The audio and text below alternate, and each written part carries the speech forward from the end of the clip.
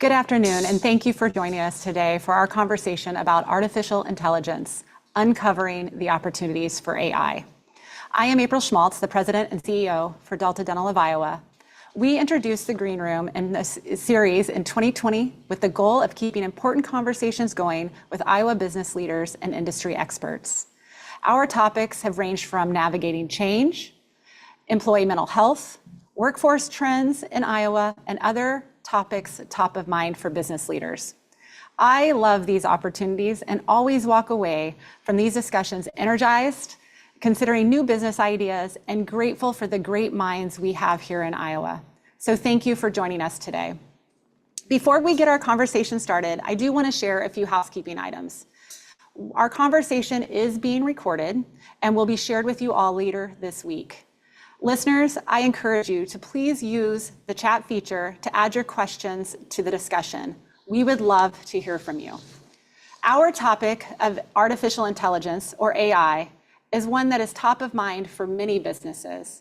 I know at Delta Dental, we are having many conversations with our business partners on AI and looking at additional ways to utilize AI to improve efficiencies.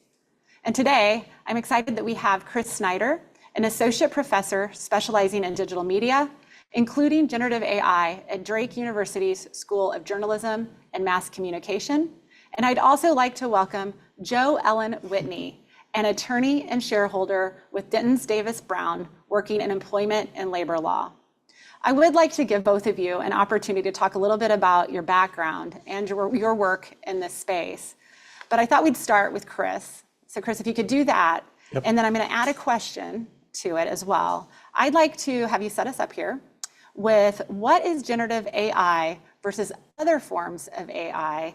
And given your background, where do you see opportunities to embrace change through this technology? Yeah, it's good to be here. So I'm Chris Snider, teach at Drake, and I've been teaching. This is my 15th year. Just started at Drake this week, so I've been there much longer than I ever anticipated being at Drake University. But I see my job there is to understand new technology and get our students using new technology and understanding new technology, and basically coming for the jobs of all the people that are out there watching this right now, right? Figure out how they can compete with new technology to get those, and then simultaneously to help all of you out there watching understand these new technologies to prevent my students from getting their jobs. So I do kind of both, working with students, working with professionals to understand whatever the new tool is, right? And right now, AI and generative AI really is that tool that people are interested in. So I've got to think about how my students who are going to graduate 4 years from now and enter a very different workforce 4 years from now are starting to think about these tools, and then how are people who are going to use these tools tomorrow going to think about these tools. And so to answer what generative AI is versus AI, we've been using AI for a lot of things for a lot of years now, but generative AI is the new one where we use AI to make something to generate something, right? So the one we're all familiar with is ChatGPT, and using it to create text. So I give it a prompt, it gives me text, but it's so much more than that, right? So my world is kind of the multimedia world, and generative AI can do so many things with video and audio and creating PowerPoint presentations directly from a document, so things like that, right? So it's really just kind of the area where we're using generative AI to make things. Excellent. So Jo Ellen, I'm going to turn to you. If you could do the same, give a little bit about your background, and then is there anything else that you would like to add to those descriptions? And then take a look from your legal work perspective. How would you summarize where we are today in terms of where AI has advanced the business world? Okay. So as she said, my name's Jo Whitney, and I chair the Labor and Employment Law Group at Dentons Davis Brown. I also do a significant amount of privacy and security, so basically people and privacy, because I work with a lot of highly regulated industries. You do not invite me to the party because I am the cool kid. He is the cool kid, okay? You invite me to the party because I will make sure there is a designated driver. I will make sure you do not jump into the deep end of the swimming pool when you are drunk, and I will try to make sure people don't trash your house, right? So that is really literally my job description, is to try to make sure we don't accidentally trash the house, okay? I think AI has enormous potential and promise. It is already deeply embedded in what we do. Everything from Siri to, just basically Microsoft correcting some of your text messages, right? I mean, it is deeply embedded. In terms of generative AI, we are seeing a lot of pushback from various states in terms of legislation. One place you might see generative AI is in employee interviews, right? Where it makes judgment calls, where you're taping that interview, that kind of thing. But we now see in various states, including Illinois, right, where you have to really disclose that to the applicant. You have to tell them you're using the AI, and you have to get their permission before you can do it, right? So you have all these great leaps and bounds, but now you're starting to see some of those sort of cautionary tales, and so we're having more legislation. Very good. So Chris, I'm going to move a little bit to how, and if you can provide a few examples of how AI tools are enhancing the work and productivity and efficiency in the workplace today. What are you seeing from your perspective? Well, I think if you start with just, the ability to write, the big breakthrough when ChatGPT 3.5 was, introduced in November of 2022 was that it could write human-like text, right? It sounded more like what a human would write. And so it can write things for us, and that can get us in lots of trouble, or that can, we can understand how to use that the right way. And so, what I really kind of focus on is, I see people, who are a little bit anti-generative AI say, oh, AI just doesn't have that voice that we need and things like that. Well, You heard me say it. 99% of what we write doesn't need that voice, right? 99% of what we write just needs to be done. And so if there are, well, maybe not 99 for everybody, but for a lot of us, that's the case, right? Right. It doesn't need my voice to be there. It just needs to be written. And so that's where it can work. So those things where you don't necessarily need that human touch to it, AI can really work. But the thing that I really like to think about is, AI plus the human is kind of that magic scenario where you take your expertise and the AI, and now you can create things, whether it's text or something else, that is going to be something that's useful for you. I mean, I just try to think of AI as like just having another coworker sitting in the office with me, and it's like, man, I got to come up with some ideas for this. Let me throw this into ChatGPT and see what ideas it has, and I'm not just take the first one, right? I'm using my expertise, my knowledge to let it enhance what we're doing. That's a great analogy. So Joellen, if you could take us through what you believe some of the risks are with some of these technologies, and then I know it's a big question. How long do we have? I also want to add on to that of what kinds of AI tasks or functions would you recommend that companies not use or should at least be aware of? Okay. So when you think about AI, there are all sorts of different types of AI. We're talking about generative AI, but there's a lot of other things. And so first and foremost, you have to understand what you're using and what you're using it for, right? Because that's where the risk profile comes in. What am I doing with it? What am I using it for? How do I manage that?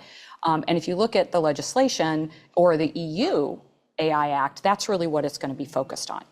The risks are endless. Right?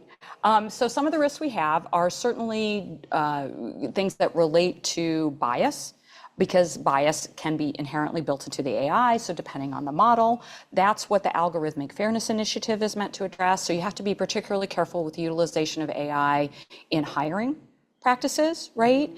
That type of thing. We see a lot of AI there. Amazon piloted a great program, which they had to shut down, because the program automatically, this was a long time ago, right? And they shut it down very quickly. But it automatically threw out women and people over the age of 50, right? Because it was early generation AI, that kind of thing. So you want to watch for that, for the transparency of it. You see a lot of stuff where people worry about AI and data scraping, right? That's an enormous component of what we're looking at. You want that security and transparency. I mean, we've had a number of issues where there's been huge data scraping concerns when you have a third-party vendor. So you're always going to want to look at that. There have been FTC fines. There's been Cambridge Analytics with Facebook, right? There's been a huge amount of that. So those are the kinds of things. I mean, you want to think about your people, you want to think about privacy, you want to think about where there might be failure. I think your discussion, though, that AI is a tool, right? It isn't the final decision maker, it's a tool. I think that's what makes it better, right? Because it can help you, it can serve as a tool. So I think you want to think about sort of those things. There are lots of great places to use it. Like maybe, as I like voice, maybe I would want to write my own blog post, but the AI can create the blurb, right? That we use to do that. In marketing, there's a lot of things you do in marketing that really don't require, right? That very careful thought where you're just sort of summarizing something. AI can do that. If you're looking at big longitudinal data, right? Longitudinal data about maybe usage of something. If you're looking at how many shorts I sold last summer, if you're an online retailer, lots of great AI to make those tasks more manageable and easier to do. And I think the other big, risk is also just that it gets things wrong, right? Oh, so, yeah. So it's not necessarily yet where we go for what's true and false. It's more for what's a good idea or a bad idea, right? So it's going to get information wrong, and so that's the thing that we're, all going to run up against too pretty quickly. Right. Well, I mapped to come over here today because I wasn't entirely sure where the building was. And if I had followed the AI on my phone, I would have gone down two wrong way streets. Sure. So you always have to bring a critical element to it. Sure. So since we're talking about voice, I'm curious from a voice perspective, if a company utilizes it, do all companies then have the same voice? How does that start to look or feel, or does it shift and change with it?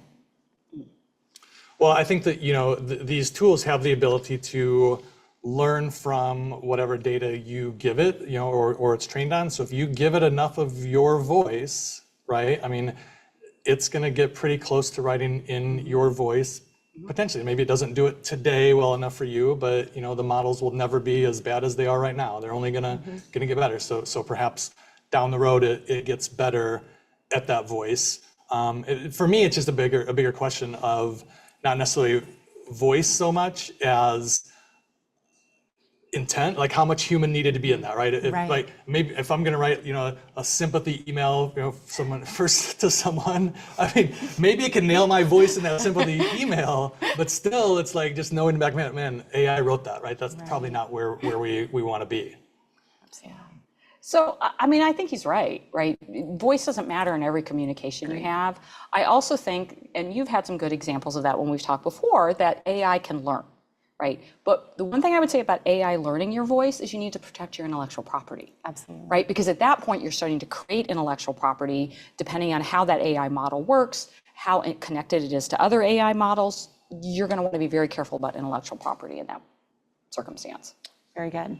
Well, thank you for that. I want to move a little bit to, at Delta Dental, we certainly, we have one of our core values is embrace change. And to do it, we approach things with a spirit of curiosity and really finding opportunities. And as part of that, we're willing to take appropriate risks, then learn from our experiences and find solutions, and then ultimately with the goal of achieving results. So I'm curious, I'm going to start with you, Joellen, if that's all right. For companies with similar considerations and values, how can organizations establish robust ethical frameworks for AI implementation that align with a mission of change, but also ensure responsible AI usage? I don't think you're going to like the first part of my answer, okay? Which is that you have to learn about AI, and it takes time. There's some great resources online, there's some great coursework, there's a lot of things you can do, but you have to understand the AI, and then you have to do your due diligence when you're purchasing a product, right? One of the things, so again, the EU just passed a giant AI act, and it really is talking about transparency and accountability. Right? And so you have to understand that your vendor is going to be transparent, your vendor is going to be accountable, and then you look internally. I don't think those are decisions any one person can make, because the way I use AI is different than how my marketing department uses it. It's different than how my IT department uses it. And so again, you're going to want more voices at the table for that. But it is that issue of transparency, right? Are they telling you what they're doing? Are they telling you how they get there? And that there can be some real pushback on that sometimes. Very good. So Chris, you have innovation profs. I've heard some great things about it, and some workshops and materials that you provide to businesses for guiding the principle of embracing change, in particular for AI. So can you talk a little bit about that? I'm interested in really to learn how your research guides you as well in ensuring AI is used ethically. Yeah, well, I like the first part of your question, because that's what I try to do is train people to understand these tools, right? And I agree, that's the first step. Is if you don't understand the tools, then you're never gonna know where to use it or how to use it ethically or all these. If you don't understand the biases, you're not gonna get there. So yeah, so innovation profs. I work with Chris Porter, who's a professor in the AI department at Drake, and we just decided, said people need to know about these tools. And what we found is that people know about ChatGPT and know about maybe Google Gemini, but there are so many more tools that can create, VOs or edit videos and build PowerPoint presentations and clone your voice and do all these things that most people just don't even know about. And in many cases, especially in the marketing world, in the education world, can save us a lot of time with using these various tools. So, that's where we started was training, and then now it's kind of starting to think about, okay, how do we help some companies implement these, because we're sort of learning that's a hard, in many ways, that's hard to do. And even from a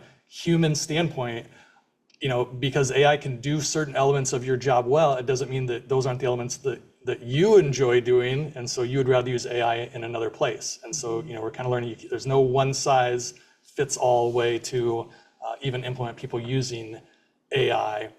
So you got to be educated on it, learn about it, and then make your decisions individually or in your team or kind of whatever that ends up being. The other thing that gets a little tricky too with policy is that we're starting to see AI tools just popping up in different places, different tools we already use. So if you're in Gmail and you see the 3 little possible replies that you can send, that's AI, and it's like, oh, did I just violate a policy because I clicked this button? Grammarly is another one where we told our students for years, use Grammarly, and then suddenly Grammarly was AI, and it's like, am I using AI or am I using Grammarly that you told me to use, right? It's unclear, and so that's what's going to be difficult, and why people need to really understand these things and have a good policy in place for their business. Can I tag on to that for just a little bit? Yes, please. The other thing you have to do is you have to plan for misuse. Right? Because there's nothing that we do where things won't go sideways, or people will use it in ways that are unanticipated. What I always tell people is you buy a new curling iron, and there's a little thing in the instructions that says don't use it in the shower. Right? We have to tell people not to use it in the shower because somebody did, right? So you have to do that. And so that's the same is true with AI. And when you have these technologies that are emergent and are developing, those potentialities are really big. So you have to plan that stuff's going to go wrong, or people are going to do things you don't want them to do with it. And then you need to have a reaction plan, I think, for that. Absolutely. So in preparing for today's conversation, I read a few studies that I found particularly thought-provoking, really. And I'd like to get your reaction, so I'm going to read what the data says. It was a Pew Research Center survey, and it found that 52% of Americans are more concerned than excited about AI in daily life, while only 10% feel more excited than concerned. So Joellen, I'm going to start with you. How would you recommend all of the businesses, employers, to educate their employees about AI, to alleviate the fears and misconceptions some people might have about AI taking over their jobs, and then is it a valid concern? Well, I'm going to start with the last piece first. So it is a valid concern that there are some things that AI will be able to do better, to do faster, to do differently. If that's the job that you love and the only piece of your job you love, that could be problematic. But there are technology changes constantly. Right? You always have to evolve. You always have to change. Think about Cat 6 technology in manufacturing. That's an entirely different thing that people had. There's more opportunities, but there will be things that other people or computers can do better. I think one of the things to do is to help explain to people what AI is, really, and how embedded it is already in their lives. Most of those people who are concerned about AI have no compunction about going, "Hey Siri." Right? And that AI has a lot of different meanings. I think it's scary because it's big and we don't really understand what it is, and because we've watched way too much science fiction. And all that science fiction shows AI taking over and killing us all, right? So California, Senate File 1047, the one like Elon Musk is commenting and stuff, the core of that is making sure AI has a kill switch in case it goes psychotic. So even the legislature hasn't quite gotten past that initial sort of what happens. Right? Even the legislatures haven't. So education, I always think education is the way to do it. Chris, do you have anything to add on to that before I move to the next? Yeah, and there's a couple sides to it, right? So there was a podcast a couple months ago, one of the higher ups in OpenAI, said something about how AI will be able to survive on its own in the wild within 1 year. And it's like, so if you hear that and you're not, we should be 100% concerned about if this is going to survive in the wild, right? So there's that side of it. But even on the generative AI, I think generative AI side, there's the potential that it's going to change our jobs. It's going to make what we need to do is going to become different. It's going to do things really well that we used to, have to outsource someone to do. I think the one example we really started to see right away was companies maybe taking some more things, more writing, more social media content for their business in-house, right? So we can, with our expertise and AI, we can have the time to do this and not outsource it, right? So those people they're outsourcing it to missed out, unless they can, then adjust and prove that they can do it better, right? So it's gonna come. I mean, I'm in education. AI can do really good in education right now. I mean, you sit a student down with AI and they can learn a lot. So it's, you got to think about what you bring to the table in a world of AI. Absolutely. So before I move to the next question, I want to encourage our listeners that if you have a question, please add it. I am watching here on the screen for any questions that you may have. So feel free to reach out and I will ask our speakers. But I want to move while people are thinking about what question they might ask is, Chris, not all of us were born in an era where smartphones, right, or even the internet, not let alone AI. Yep. And now my children, they were born with smartphones simply in their hands. So can you talk a little bit about the generational differences that and kind of that orientation that we're seeing across, and then how do we account for the knowledge gaps that we have in life experience and really charting the course to embracing AI? Yeah, I mean, really what I, see from young people, both my students at Drake and my own kids and their friends is they just have and even, we did a summer camp for kids age 8 to 12 this summer, and they're talking about using generative AI like at home and what they do with it, right? They, young people just kind of embrace the new and different technology. And so they, jump on that. There was a window where we really scared high school students into thinking AI was horrible, right? So we had this like 6-month window where when they came to Drake, they wouldn't use it at all, but that didn't last very long, right? They soon realized, no, this is pretty good. We can use this for a lot of things. So, I think it's just that thing we see with all technology, right?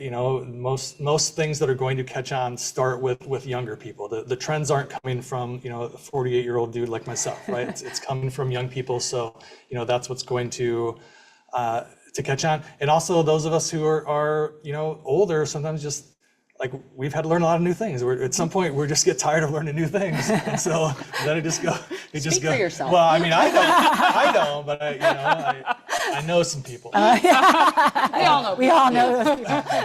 I mean, it's kind of nice to just do things the way you've been doing it for a long time, but that's, it's not but the that's way what of the I've world. fought my whole career against, is that mentality of let's do this way because we did it that way last time, right? And so Absolutely. AI is in that conversation now. Yeah, we hate change, but we also like the bright, shiny thing. So the thing I would add to that is I think when you're in a company, that shows the importance of a diverse group of people looking at the use of AI.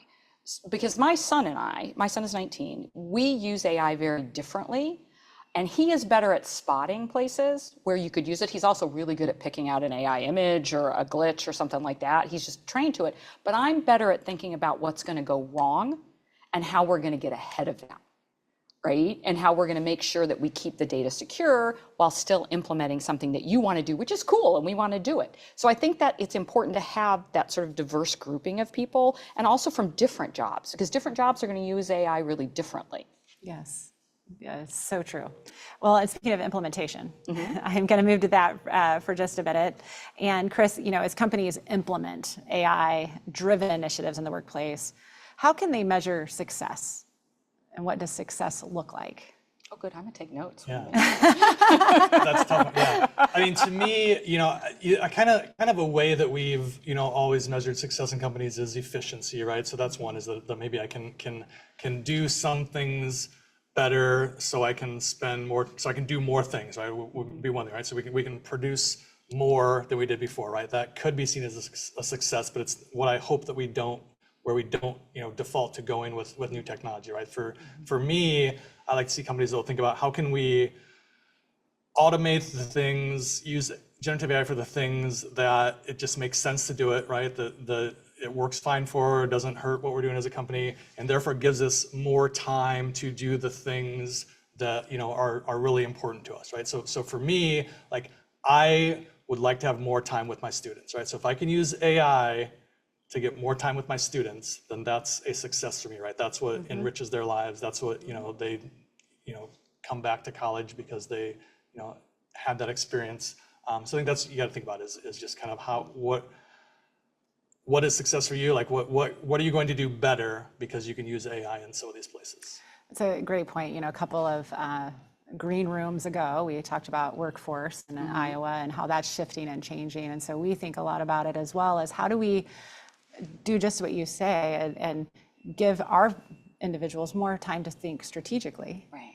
And not do what some may call mundane tasks. So how do we think about that to open up our capacity, particularly as we face really some times of hard to find people? Right. Well, when you're looking at recruitment and retention, right? Money and hours drive that, but a huge piece that drives that is job satisfaction. Absolutely. And job satisfaction is, do I make a difference? Am I important? Do I have a voice here?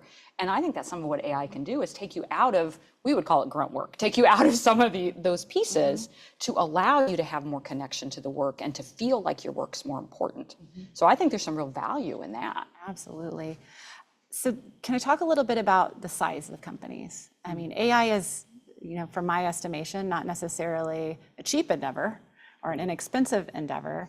So Jalen, I'm curious if you could talk a little bit about how do you think our small, medium-sized businesses can really leverage AI without a burdensome cost or investment perspective? So I think a lot of very small and startup companies already use a lot of AI. They use smaller apps, they use smaller programs, they use open source AI, and they leverage it really rapidly because I think that's easier to do when you have a much smaller workforce. As you get larger, I think AI is particularly good at managing large data sets, right? Because big companies have big data sets they need to do, and you can use the AI, just like my law firm does, you can use the AI to manage some of those bigger data sets and that kind of thing, which then feeds you better information more quickly. But the things that have large capacity memories, right, are going to be more expensive. And they're going to cost more. So you're going to see more of the startup, the entrepreneurial, the bits and pieces of AI. And then as you get bigger, it just becomes a little more institutionalized because you just need it on such a bigger scale. Yes, very good. I actually have a question on here from chat, so I'm going to ask that real quick. So what factors should we consider when selecting AI technologies to ensure scalability and adaptability to future needs? I think that's a you question. I'm going to punt that to him. It's going right there. Well, one of the factors that we talk about is, we're kind of in this space where there are some startups, right? There's some companies that are going to fail, and so have already failed. yeah, and so kind of being a little wary of that. But there's also all the big companies that we talk about in the technology world are all in this space, right? I mean, so OpenAI, feels like a startup, but it's 49% owned by Microsoft, right? And so then Microsoft has its own products. Google has products. Claude by Anthropic is Amazon's a big investor in there. So really, I just tell people, let's just stick to the companies that we know are going to be there for the long haul to help us kind of get to that place, right? So that's part of it, is making sure you trust that company is going to be there. And then, just whatever, implements into what you do better, right? So some people use Google for their internal email and things like that. So maybe it makes more sense to look at Gemini. Some people use Microsoft, so it makes more sense to implement that into what they do than to go, if you're doing Teams meetings all the time, having ChatGPT doesn't make as much sense as Copilot because it can summarize those meetings, and you come to a meeting late, it gives you a little summary of what you missed out on before you came, things like that. So I think those are some factors to get in there, and then also just to test out a couple of them, right? And really just kind of see what works, what you like, because they're all a little bit different. Very good. Do you have anything to add on to that, or? No, I mean, I think that's a great answer. And I think what you want to do is you want to start with things that are low cost to see how you can integrate them, how your people work with them. But you want to identify where we might be able to use the technology, because that will give you a better chance of making the right fit, right? I think one of the things that happens to us as we grow as businesses is sometimes we grow accidentally. Right? I mean, we get a lot of misuse. I do a lot of work in healthcare, and I got physicians who just adopted stuff, right? And then we didn't know, and it was on their iPad. And so you kind of grow accidentally. And so the idea is to have a little more of a plan. particularly for something that's where legislation and laws are developing so rapidly like AI. Absolutely. Okay, well, please keep the questions coming online. I'm continuing to check, so I would love to hear from others. Oh, I got another one, just like that. So for this one's for Joe. How can AI be used to identify risks associated with operations such as fraud and cybersecurity threats? Okay, so there are a bunch of interesting ways that you can use AI in the security field. One of the things that happens with generative AI is you can look for anomalies, right? You can look for data anomalies, you can look for things that don't make sense. We use that, a lot of the bookkeeping, the accounting firms will use that to look for those kinds of things. You can use it to scan video, right? It would not be uncommon, particularly again, because I have some healthcare experience in the healthcare arena, to use it to scan real-time video of patients to determine if they are behaving in a way where they might self-harm. There's a lot of ways that you can use that to scan, because what it looks for is pattern anomalies, and then it can identify those. Downside of that is that not everybody fits the mold, right? And so sometimes you have people who don't fit the mold that it might flag, or actions it might flag that aren't problematic, right? And then you have to think of a way to manage that. A place, again, if we go back to those interviews, right? A place that we would look there is for people who are neurodiverse, right? A lot of this interview technology is trained on, just sort of basically everything that's on the internet. If you're neurodiverse, you might not react the same way as someone who isn't neurodiverse. And so that might flag on AI. But there's a lot of, physical security things you can do with it. There's a lot of observation. And there's also, again, big data, a lot of data you can just sort of use. And it can, because it's different than just running a straight program, it can make that leap, right? It brings those things together and makes that leap and says, oh, wait, this might be a problem. Oh, yes. Chris, anything to add before I move on? No, Because I'm going to take us straight into the future for a minute. Okay. Okay, the terrifying part where like robots I might be asking control the you to world. get your crystal ball out. I have a magic 8-ball, actually. So. So Chris, I'm going to start with you. What emerging AI technologies should we be monitoring as a business and then considering for future applications? Yeah, I think my world is more the multimedia world, right? And so I think there are tools that can even just thinking about our setup here, we've got 3 camera setup, we've got mics on us. I mean, there are AI tools that are going to clean up my audio without the best mic in the world. I mean, they already do it. We're going to probably be using our iPhones for doing setups like this in the future, right? So I think it's kind of thinking about just kind of watching as these tools get better and what they can do sort of in wherever that area is that you work. There's like one tool that I think is just to kind of see what they do. So I mean, I recommend that people go try Suno, is a SUNO, it makes songs. So you give it a prompt and it writes a song, right? And so also being sued by all the major record labels. Everybody in the world is doing that. Are the songs any good? But they're chugging, yes. Some of them are funny. Some of them are, right. But they're still chugging along. Right? They're not like, oh, we're sued, let's stop. Let's keep going, pushing forward and see what we can do. So I just think that almost all the things that we do, there are tools out there in that space. And so we just need to be on the lookout about where they are now and just think about where they're going to go, because 2 years ago, we didn't think they were going to be where they are now. Yeah. Joellen, the follow-on question to that one is, as we investigate new opportunities in AI, where should we apply caution? So one of the things I would suggest is actually, even if you don't do business in the EU, that you look at the EU framework for the AI Act. They've split it into 3 chunks of high risk, medium risk, and low risk. And they have some good information, even just online for the EU, about how they're thinking about that. Because you want to think about what's our high risk usage. And I think one of the things we don't always think about is we've started to use a lot of biometrics, right? People sign in with their fingerprint or it doesn't have to be a Savage show with your retinal scan. It could just be your fingerprint, or it can be something like that. But there's an increasing number of laws that regulate biometrics and biometric use. The EU one is really be very limited in how you can use biometrics. So we want to be cautious about those things that have already been tagged as high risk. The other thing is I like what you said before about using well-crafted, well-funded sort of AI, but the downside of that is CrowdStrike, right? It's that when you have a single vendor and one thing goes wrong or a patch doesn't occur, does it take down half your company? right? I mean, that's what the FTC will tell you is when you talk about that kind of stuff, there are some dangers to those limitations as well. So I'm going to ask a little bit about product innovation.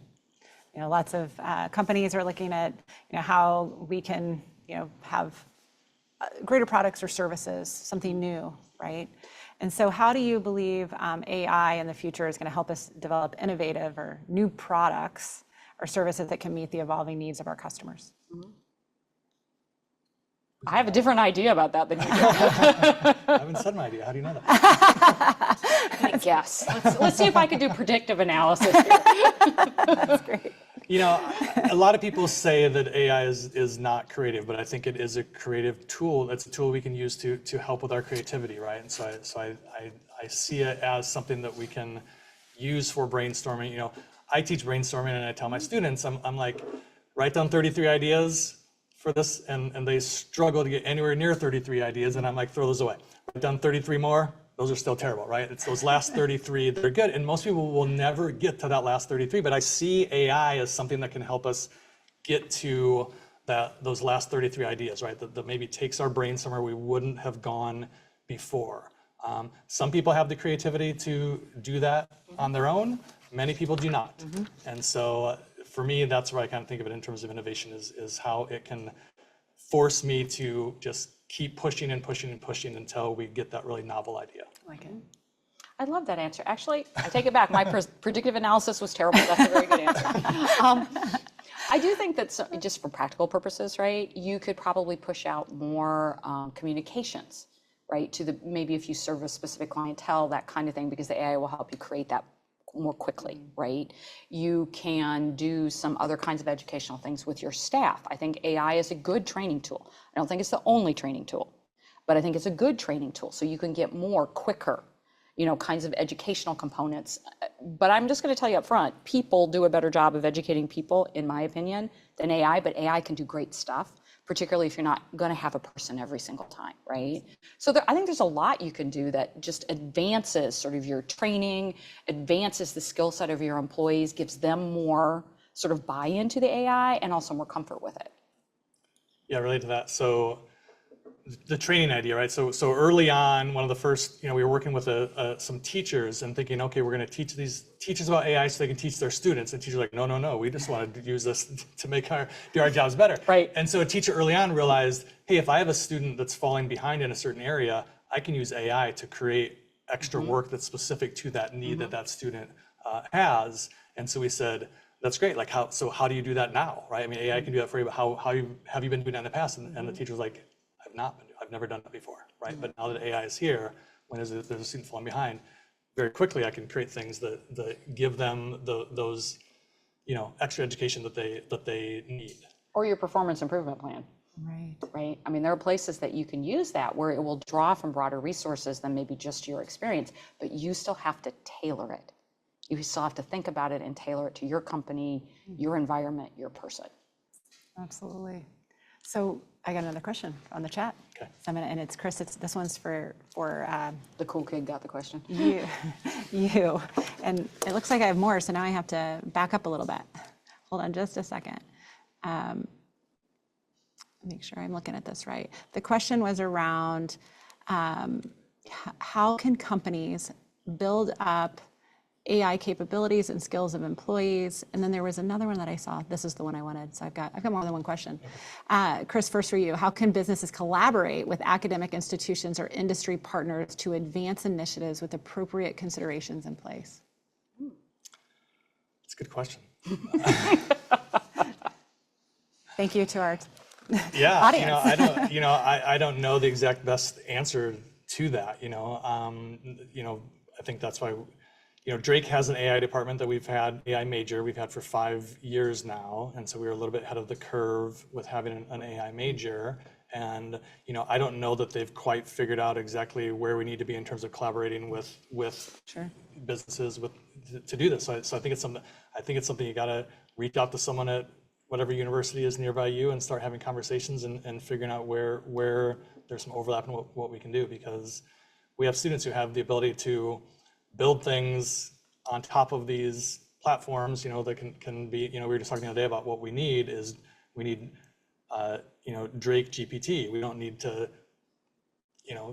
be in the GPT, we need to pay for Chat GPT or whatever. We need to build our own, right? And so I think there are companies that need to build their own. And so some of these places, we have some students that can do those sorts of things. So I think that's probably the first thing is, I don't think anything's set up right now, but reach out.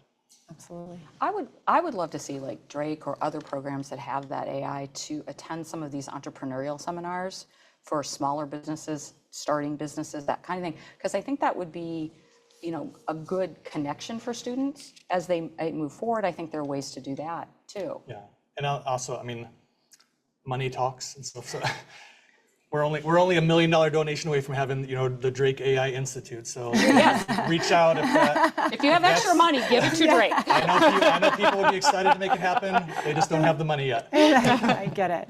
So got another one here. Let me back up because I did say this one out loud, Chris, is how can companies build up AI capabilities and skills of employees? So as we walk this path, what would be some suggestions for companies? So what we're doing at Drake that I think would fit for a lot of people is we had the big symposium. Let's all learn about AI and learn what it can do, right? So that get up to speed on what it is. So we got to get up to speed on what the tools are, what they can do at this moment in time, and what they might be able to do in the future. And then get the tools in the hands of the people so they can try them out, following the whatever guide rails that you need to create to do that. And then come together. What I want to do next is come together and showcase what you've done, right? So everyone gets a 5-minute presentation of here's something I did with it, and someone would be like, I never thought of doing it that way, but I could do that, or with a little bit of tweak, I could do that. So I think we need to be sharing ideas related to it and trying it out is the approach I would take. And one of the things I've seen some success with other technologies is that when you're doing these trials, you have people doing things, you have kind of a super user or a lead user. So someone who's really invested in it, who's there, but who's embedded in that work group, right? Not 3 layers up, not somebody they have to go to, but really a peer who is interested in that, because that can cause a lot of free flowing of information, questions and answers come back. And then that sort of super user can consolidate some of those and take them kind of the next step. So I think that has some real value. Absolutely. I know we have a pilot going on right now with Copilot and having people in our organization utilize that. We are also asking each one of our cross-functional areas, how are you using it? Help us understand, and then let's learn from each other. So I really appreciate that feedback. Another question here from our audience, if you don't mind. The question is, and either one of you, it doesn't have a name of who, how can AI foster a culture of innovation and experimentation to encourage AI-driven creativity and problem solving in the workplace? You want me to start? Sure. So I think AI is a great research tool. And the example you gave before of throwing out the first 66 ideas and getting to the next one, I think AI can do that. It can encourage you to think bigger. It can encourage you to think about things that maybe weren't in your original sort of data set. And utilizing those AI tools can do that. And I think that spurs creativity, as long as we always remember that AI is a tool, right? It's a tool, not the solution. And so you want to use it that way. But I think it can do that. I thought that was a great example of really just that question. Yeah, I agree. I think it's a matter of kind of getting in there and trying out to see what it does and understand.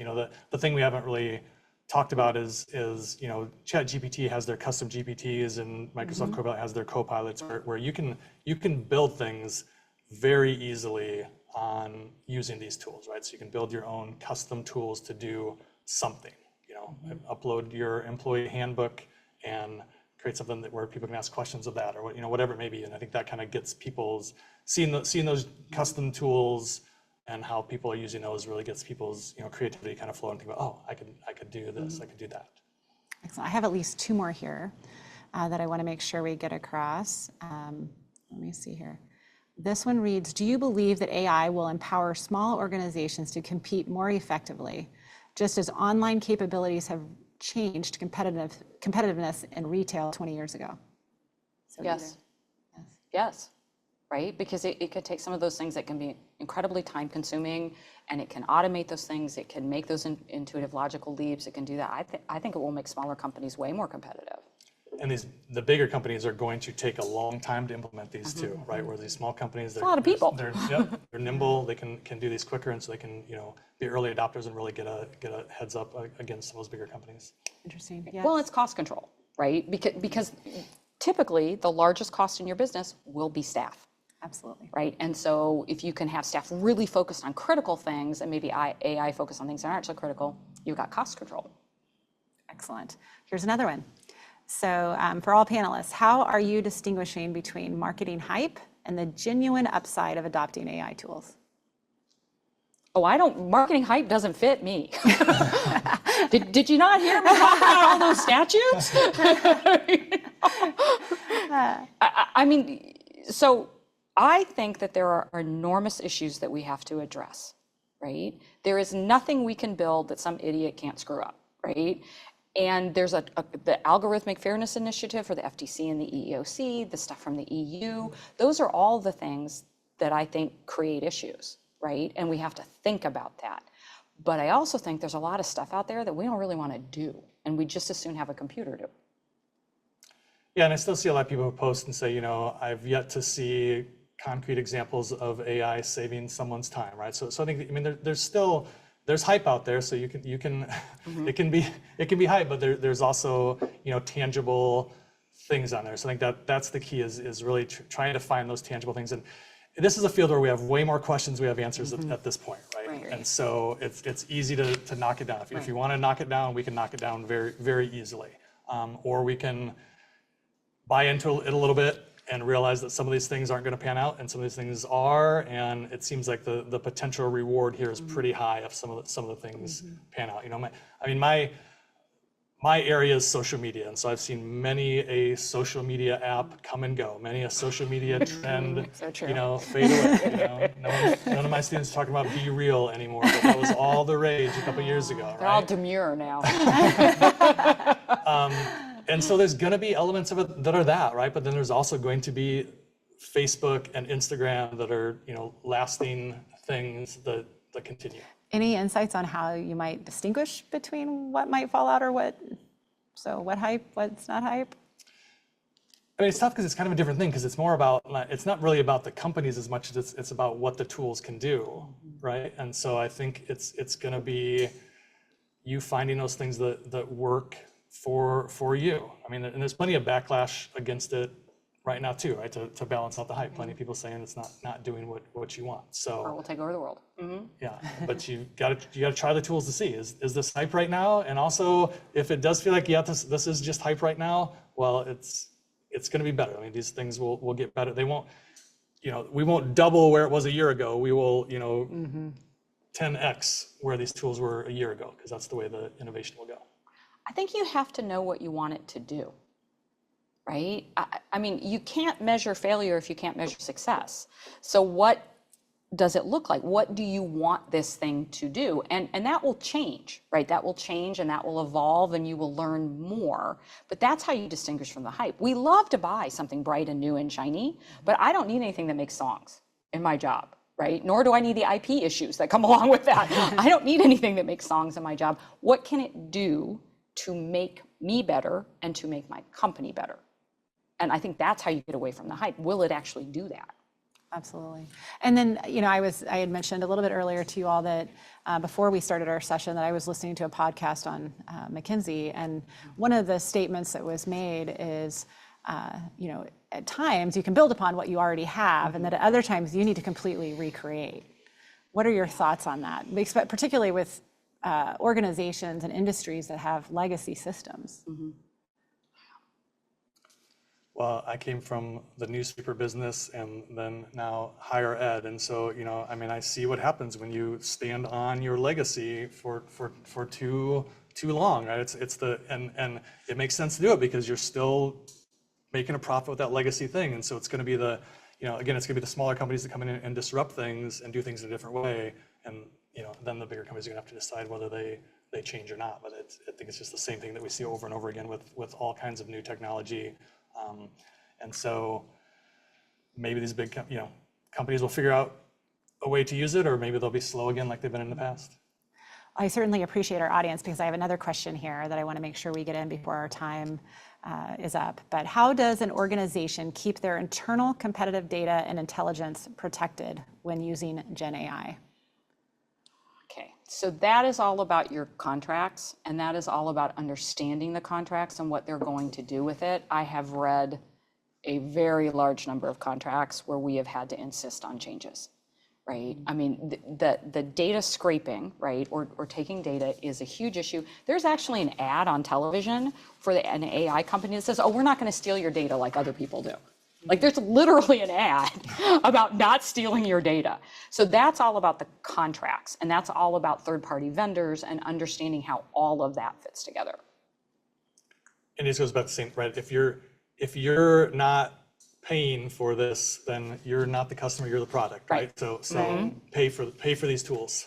Pay for these tools is the starting point with that. Right. But then it gets complicated from there too. Right. If you're not paying them, they're monetizing your data. That's just how that works. We're getting close to our time. So before I close, I would like to see if there's anything that you would like for our audience to know or be aware of that you haven't had the opportunity to voice or say before we close. I think you need to understand your own systems, and I think you need direct input from the people who work with these tools to understand how they're using them or going to use them. Because as a manager, it's easy to think something will be used a certain way. That's not how they're using it, right? And so that I think is the key, is to understand what you're really going to do with it, and then measure your privacy and security. You need some good policies. I'll go self-promotional here. So I co-write a weekly email newsletter on what's new in the world of generative AI, where we talk about tools too, and do things to try out the tools and see what we can do with them. So innovationprofs.com, you can sign up for that, and you'll be amazed at we try to keep it not overwhelming, but you'll be amazed at some of the new tools you'll learn and just what they can do. Very good. Well, I cannot thank you enough for this wonderful conversation. I know this is top of mind for many organizations, but I do want to say also thank you to our virtual audience. They were great. They asked a lot of questions today, and I know I certainly appreciate that. Also want to let you know that our next Green Room will be Wednesday, October 30th with Women Lead Change, and we hope that you all will join us at that time. Go have a great day and make someone smile. Thank you.